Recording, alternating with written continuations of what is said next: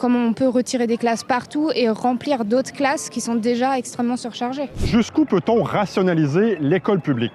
Le dévoilement de la carte scolaire pour la rentrée 2025 a déclenché une fronde discrète mais déterminée un peu partout en France.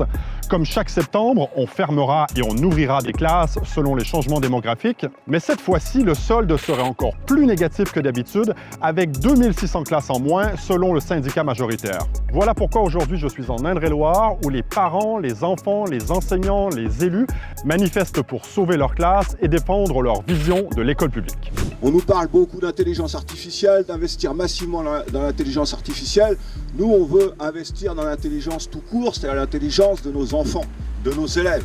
Comment on peut retirer des classes partout et remplir d'autres classes qui sont déjà extrêmement surchargées. Le but aujourd'hui, c'est de se battre pour que nos enfants soient heureux à l'école et qu'ils puissent apprendre sereinement. On voit toujours que pour des bons résultats scolaires, il faut plus de profs pour moins d'élèves. Et là, la décision qui est prise, c'est vrai que c'est inquiétant pour nos enfants, quoi.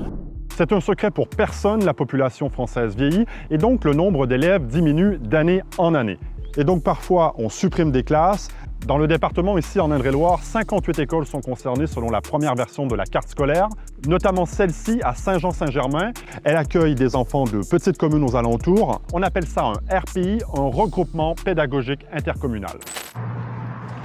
Bonjour Madame la maire.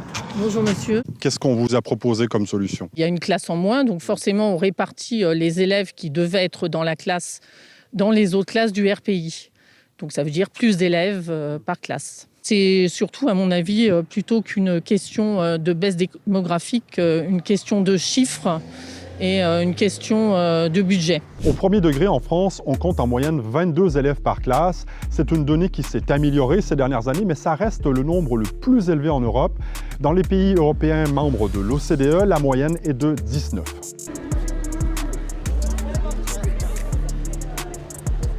Ça va complètement changer l'organisation des classes. On va passer en double niveau sur toutes les classes, voire triple niveau. Vous devriez aller enseigner ailleurs? Oui, il faut faire le mouvement et aller enseigner ailleurs. Et malheureusement, dans notre secteur, ça devient compliqué d'avoir des postes.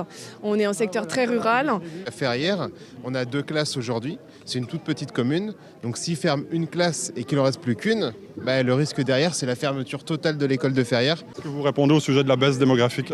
Moi, je pense que surtout, on pourrait en profiter pour avoir des conditions qui sont meilleures pour travailler, et notamment parce que les enfants ne sont plus les mêmes et qu'on a des enfants qui sont beaucoup plus stressés, avec des problématiques d'inclusion qu'on n'avait pas avant.